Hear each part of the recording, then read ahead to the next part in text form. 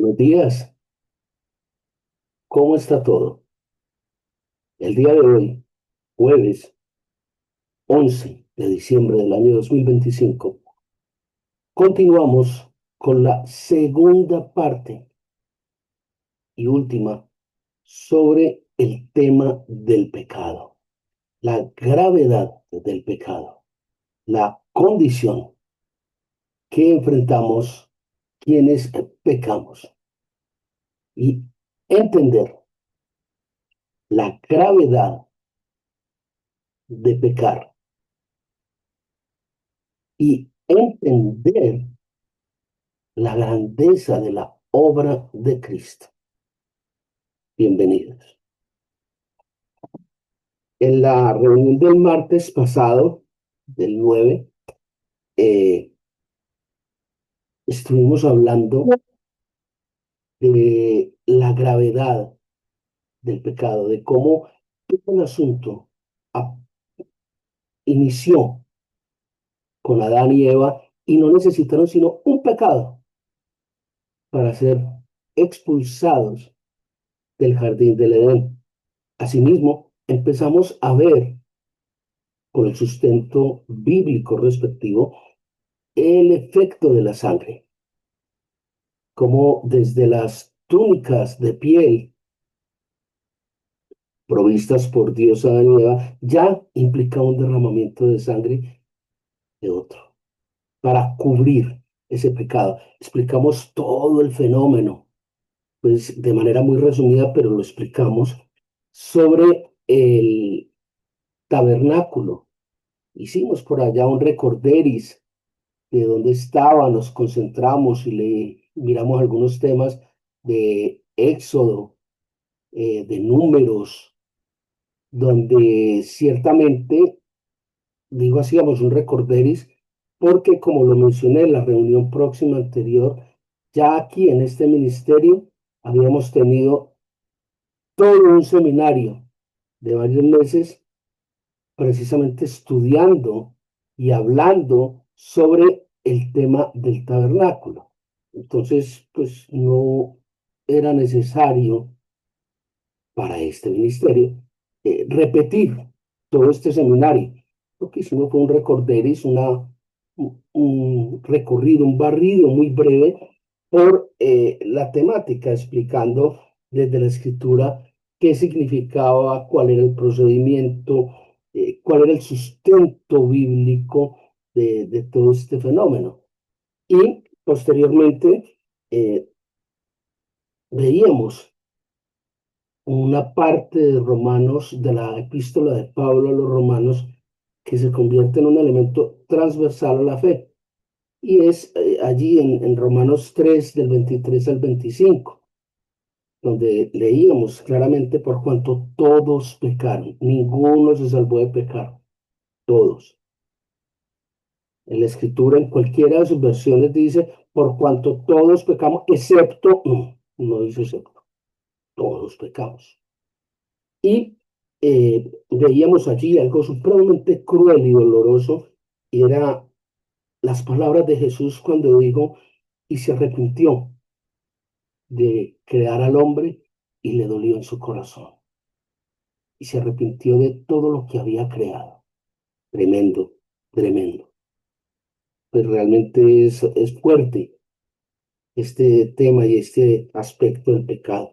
Pues bien, habíamos quedado otrora en que para la segunda parte íbamos a resolver ese, eh, ese tema que se hace álgido y que pocas iglesias, por lo menos de las iglesias en las que yo he pasado, cerca de 10, nunca hablaron de esto. De hecho, escuché cantidad de herejías al respecto. No voy a mencionar nombres, pues obviamente por respeto a estas entidades, pero pues la cantidad de herejías era, a ver, y es entender cómo, si Dios es amor, cómo simultáneamente Dios es justo. ¿Dónde se juntan estos dos aspectos? ¿Cómo pueden ser de la misma persona? Si yo amo a mi hijo, no le hago juicios a mi hijo. Lo disciplino, lo reprendo, pero no le hago juicios. No lo hago enjuiciar. Y si de pronto sale culpable, nadie quiere que su hijo salga culpable. ¿Ha oído la frase de que no hay muerto malo ni novia fea? Pues bueno, el ejemplo más claro es, por lo menos y lamentablemente en nuestra ciudad, donde en un accidente de trabajo de un sicario o un ladrón muere y la mamá va llorando en el sepelio diciendo cómo era de bueno mi hijo. Señor, era un ladrón, era un asesino. ¿Cómo era de bueno mi hijo? Nadie quiere que su hijo sea enjuiciado. Nadie. Entonces, ese punto de que Dios es amor y ahí muere, es cierto. La Biblia es absolutamente clara en eso. Lo encontramos allí en Primera de Juan, primera epístola del apóstol Juan, capítulo 4 versículos 7 al 9 claramente establece Dios es amor. Pero Dios es justo.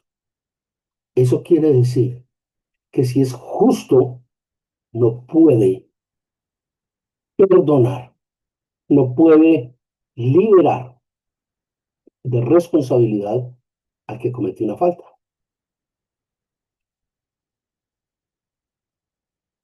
Si lo deja libre, si le dice tranquilo, no hay problema, yo soy un Dios de amor, yo amo, vete, tranquilo, entonces no es justo, pues es justo. Y este es el dilema que se presenta. Es aquí donde cae el palo y mata al hombre. ¿Por qué?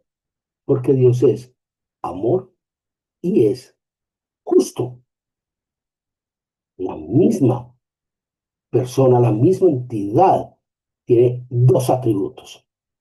Ahora bien, leíamos allá en Romanos que la obra de Cristo fue la manifestación del amor de Dios.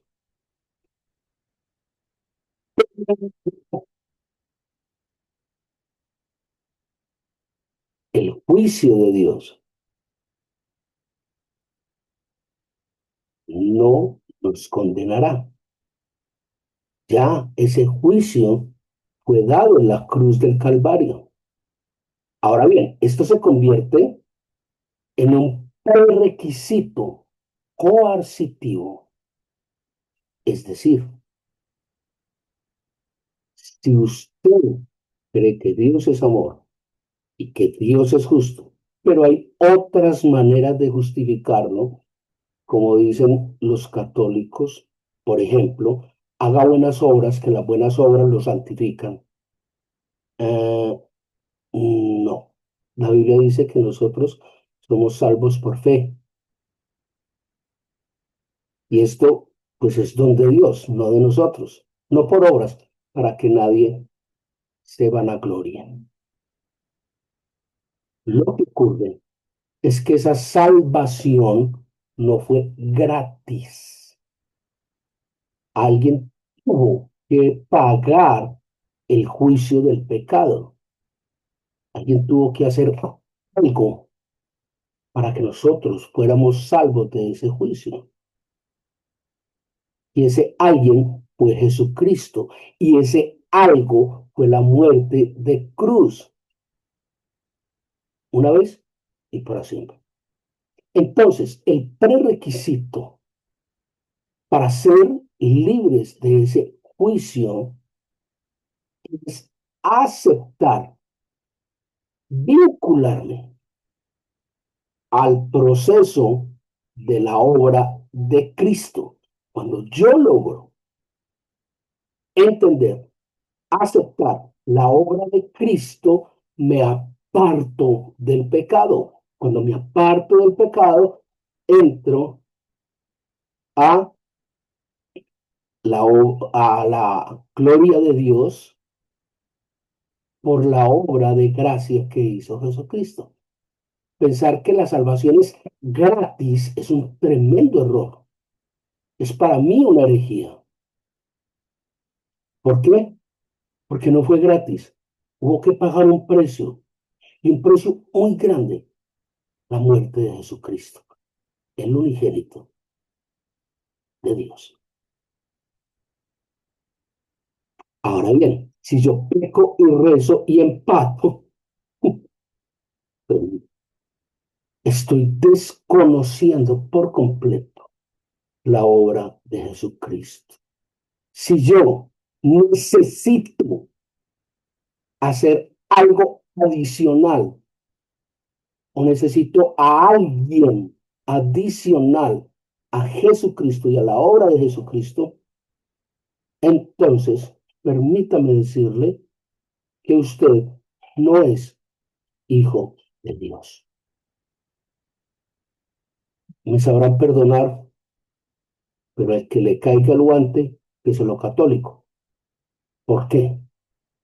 Porque la Biblia es muy clara en que la muerte de Cristo basta, en que no hay otro intercesor entre Dios y el hombre, salvo Jesucristo, que derramó su sangre para quitar mi pecado, el de ayer, el de hoy y siempre. Sí y solo sí, sí y solo sí, yo he aceptado esa obra como mi única fuente de salvación. Y si yo la he aceptado, entonces yo me tengo que apartar del pecado. No debo, no puedo pecar más.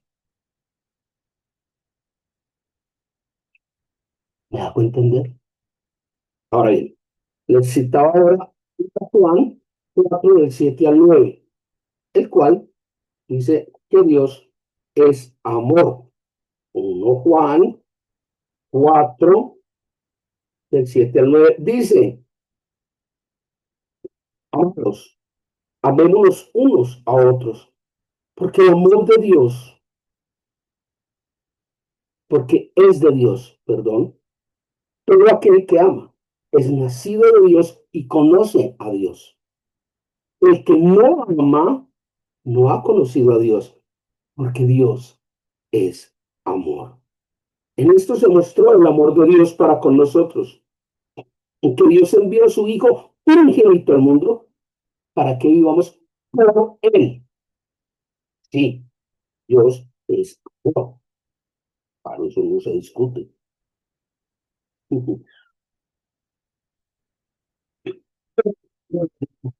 Dios también es justo. ¿Dónde lo encontramos? En Romanos capítulo 1. La culpabilidad del hombre está entre el 18 y el 32. Romanos capítulo 1, versículos 18 al 22. Ojo, usted lo ha leído. Le recomiendo que le dé una leidita. ¿Por qué? Se lo voy a leer. Mateo, Marcos, Lucas, Juan, Hechos, Romanos.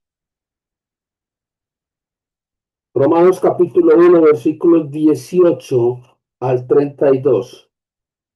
Mejor dicho, agárrate, moreno, porque la ira de Dios se revela desde el cielo contra la impiedad e injusticia de los hombres que detienen con injusticia la verdad. Porque lo que es de Dios se conoce y les es manifiesto, pues Dios se lo manifestó. Porque las cosas invisibles de Él, su eterno poder y deidad, se hacen claramente visibles desde la creación del mundo, siendo entendidas por medio de las cosas hechas, de modo que no tienen excusa. Pues habiendo conocido a Dios, no le glorificaron como a Dios, ni le dieron gracias, sino que se envanecieron en sus razonamientos y su necio corazón fue entenebrecido. Paréntesis. Si usted no cree que Dios exista, viendo la creación, viendo cómo se regenera una herida, viendo cómo una persona es sanada, viendo las cosas, viendo un amanecer, viendo cómo funciona su cuerpo, usted no tiene excusa. Y no solo no tiene excusa, sino que su corazón es entenebrecido, llevado a las tinieblas, a lo tenebroso. Y ojo con lo que sigue, fuerte. Sí. Dice allí, versículo 23, versículo 22. Profesando ser sabios, se hicieron necios y cambiaron la gloria de Dios incorruptible en semejanza de imagen de hombre corruptible, de aves, de cuadrúpedos y de reptiles. Por lo cual, ojo, y cae el hombre, ojo, bien Dios los entregó a la inmundicia en las concupiscencias de sus corazones. ¿Cómo decir? Entonces Dios lo entregó al pecado. Sí. Usted se pone rebelde, no creo en Dios, le doy la gloria, le doy en primer lugar a otras cosas, a otras personas, a otros símbolos. Dios no tiene problema con eso. Dios lo empuja a que usted se pierda más. O dice, por lo cual también Dios los entregó a la inmundicia en las concupiscencias de sus corazones, de modo que deshonraron entre sí sus propios cuerpos, ya que cambiaron la verdad de Dios por la mentira, honrando y dando culto a las criaturas antes que al Creador, el cual es bendito por todos los siglos. Amén. Por esto Dios, otra vez, Dios los entregó a pasiones vergonzosas, pues aún sus mujeres cambiaron el uso natural por el que es contra naturaleza. De igual modo, también los hombres, dejando el uso natural de la mujer, se encendieron en su lascivia unos con otros. Pero no, el homosexualismo no es pecado. Se lo estoy leyendo. Recuerde, Romanos 1, 18 al 32. Y de igual manera también los hombres, dejando el uso natural de la mujer, se encendieron en su lascivia unos con otros, cometiendo vergonzosos,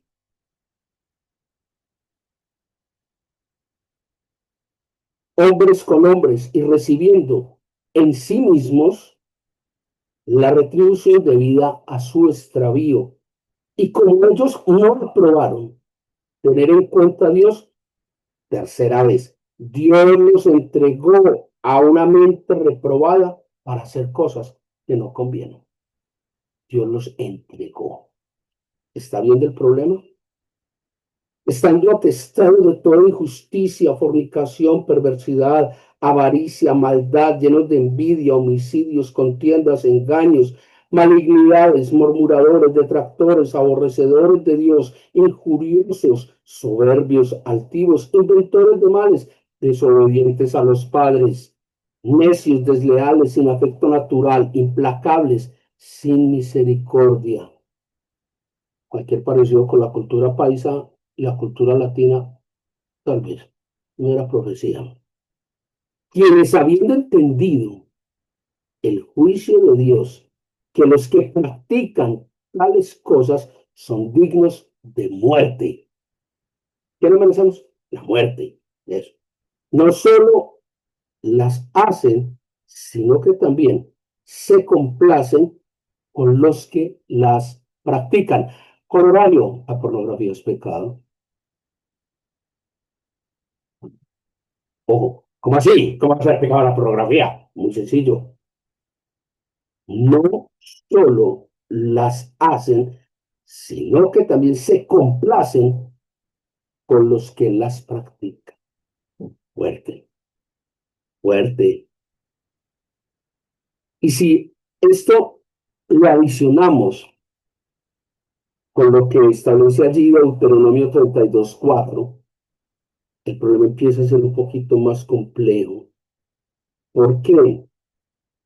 Porque Deuteronomio 32:4 establece que Dios es fuerte, severo y justo. Dios no deja sin castigo el pecado. Dios no deja pasar de largo el pecado desde ningún punto de vista. Ve el problema. Ahora sí lo vio. Excelente. Entonces, ojo, Deuteronomio 32:4, léalo, búsquelo. Dios es justo y fuerte. Dios es severo. Ojo. Vemos allí en Job, capítulo 37, versículo 23, desde el libro de Job, algo que es contundente, contundente. Y es el hecho de que grande es la justicia de Dios. Reitera, Dios es justo. Ojo, Dios es justo. Vemos allí en los Salmos, Salmo 5, versículo 5, dice, Dios aborrece al pecador.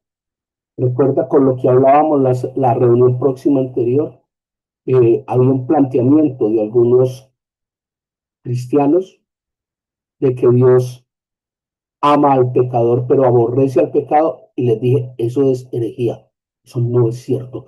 Dios rechaza y aborrece al pecador. Aquí está Salmo 5:5. Léalo, léalo. Ay, ¿cómo va a decir Dios? Léalo. Ah, yo no le estoy dando las citas. Y allí en el Salmo 9, versículo 8, establece el juicio de Dios contra el mundo. El juicio de Dios contra el mundo. Tremendo. Yo le recomiendo que le pegue una miradita a esos dos salmos. Dios aborrece el pecado. Dios echa fuera el pecado. Chao, te di. Porque si Dios es amor, no podría de alguna manera ser justo. Y si es justo, no podría ser un Dios de amor.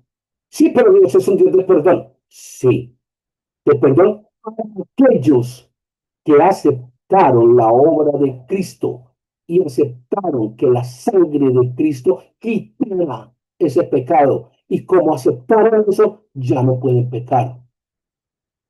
Pero pecamos. Precisamente por eso es que no hemos entendido. Si hubiéramos entendido esto, no pecaríamos. Ahora bien, Santiago es un amor. Santiago es un amor. Santiago dice, hermanitos, no pequen, pero si de pronto alguno pecase, si eventualmente alguno pecase, eventualmente, abogado tenemos ante el Padre, a Jesucristo, nuestro Señor y Salvador. Dice allí el salmista también, el hombre que cae no quedará postrado porque la mano de Dios estará allí para levantarlo. Ah, si vio que Dios sí perdona, sí, pero cuando yo acepto la obra de Cristo, cuando yo acepto que la sangre de Cristo me lava, que su muerte fue el precio para salvarme, es mi compromiso con Dios, esforzarme al máximo, como dirían los romanos, maximus est, por no pecar. Una cosa es que yo peque y otra cosa es que yo me quede envuelto en ese pecado. Usted está obligado a no pecar. Usted está llamado a no pecar. Si usted entiende la obra de Cristo, usted no puede pecar más. Pero si eventualmente lo hace, tranquilo, Hay un abogado que intercede por usted. Pero sí, solo si usted aceptó la obra de ese abogado. Ve el problema de la herejía cuando pecamos y decimos, por eso ruego a Santa María, siempre Virgen, a los ángeles, a los santos, al perro, al gato, al Señor que está allí sentado, este Señor que me miró ayer, y a todos para que intercedan por mí. El único que intercede por mí ante Dios es Jesucristo, no hay más.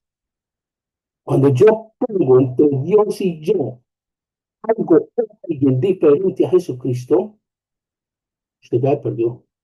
O sea, ¿dónde está parado? ¿De dónde sacaste eso, Jairo? Por Dios. La vio y ahí no, aquí, la Biblia. Ah, esa Biblia está mala, esa Biblia está arreglada. Eso que allá son Biblias, ¿no? Hay cerca de 25 Biblias en esta biblioteca. Coja la versión que quiera.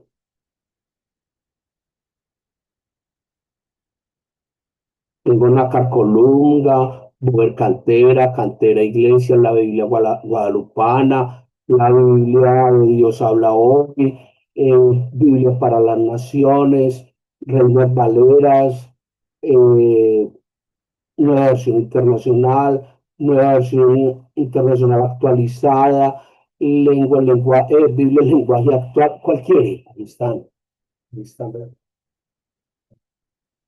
Ahí están. Todas dicen lo mismo. La única diferencia entre las Biblias católicas y las protestantes son los 7 deuterocanónicos. Pero estos son exactamente iguales. ¿Te acuerdas cuando hablábamos en la reunión pasada del primer mandamiento de la ley de Dios? Amar a Dios sobre todas las cosas. Ese es el primer mandamiento de la Iglesia Católica Romana. Pero no es el primer mandamiento de la ley de Dios. Léalo. Está en Éxodo 20 y en Deuteronomio 5. Son las únicas dos partes en las que está el decálogo. Y en este ministerio hicimos un debate abierto, fuerte, interesante, edificante sobre las diferencias entre la ley de Dios y la ley de la Iglesia Católica Romana. Es decir, entre el decálogo de uno y el decálogo de la otra. Grandes diferencias, pero grandes diferencias. ¿Usted cuáles se saben? Muy bien. Me voy a permitirle una parte que complementa directamente lo que hablábamos en Romanos 1, el 18 al 32. Y está allí en segunda epístola de Pablo a los tesalonicenses, 2 Tesalonicenses, capítulo 2, versículos 11 al 13. Esta carta de segunda epístola de Pablo a los tesalonicenses dice,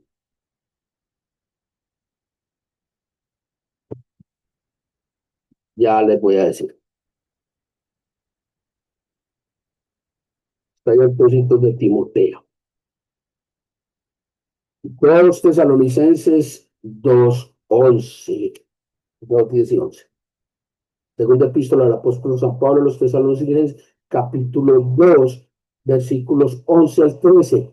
Dice, y apunten y busquen la Biblia suya, para que no digan que esa Biblia está arreglada. No, busquen la suya, véanlo. Por esto, Dios les envía un poder engañoso. Sí, hay que leer todo el contexto. Y con todo engaño y iniquidad para los que se pierden por cuanto no recibieron el amor de la verdad para ser salvos. Por esto Dios les envía un poder engañoso para que crean la mentira, a fin de que sean condenados el juicio. Todos los que no creyeron en la verdad, sino que se complacieron en la injusticia. ¿Y cuál es la verdad? Ya me asusté. Dice Jesucristo allí en el Evangelio de Juan, yo soy la verdad, el camino y la vida. No creyeron a la verdad, no le creyeron a Jesucristo. Por eso Dios envía un poder engañoso para que crean la mentira y sean condenados al fuego eterno el día del juicio. Bien, muy bien. Y por último, hay un punto allí en Romanos capítulo 3 bastante fuerte, Romanos 3 versículos 21 al 26, que me voy a permitir leer. Me parece que vale la pena ya para ir cerrando todo esto. Eh, Mateo, Marcos, Lucas, Hechos, Romanos. Romanos 3 dice, Romanos 3 21 al 26. Dice, ojo, dice allí, Romanos 3 21 al 26. Dice, pero ahora la ley se ha manifestado la justicia de Dios. Dios es justo. Ojo, se ha manifestado la justicia de Dios, testificada por la ley y los profetas, testificada por la ley y los profetas. La justicia de Dios por medio de la fe en Jesucristo para todos los que creen en Él, porque no hay diferencia por cuanto están destituidos de la gloria de Dios, siendo justificados gratuitamente por la gracia, por su gracia, mediante la redención que es en Cristo Jesús, a quien Dios puso como propiciación por medio de la fe en su sangre para manifestar su justicia a causa de haber pasado por alto en su paciencia los pecados pasados, con la mira de manifestar en este tiempo su justicia, a fin de que Él sea el justo y el que justifica al que es de la fe de Jesús. Mis muy queridos, mis muy amados, creo en mi ideal saber y entender que hemos discernido en estas dos reuniones para finalizar el año que Dios es amor, pero Dios es justo. Y solo hay una forma de salir bien librados de ese juicio ya realizado en cabeza de Jesucristo. No hay otra manera. Mis muy queridos, duele saber que aún pecamos. Duele saber que no hemos entendido del todo la gravedad del pecado. No hemos entendido del todo la obra de Cristo. Que el Señor les guarde, que tengan unas muy bendecidas fiestas decembrinas de Navidad y de Año Nuevo. El Señor, que es Dios Todopoderoso, guarde nuestro tiempo, el de nuestros seres muy amados, tenga misericordia de nosotros, y nos permita pronto el regreso de su Hijo Jesucristo. Si el Señor así lo dispone, nos veremos a mediados, la segunda semana del mes de enero del año 2026. Amén. Que el Señor les guarde. Chao.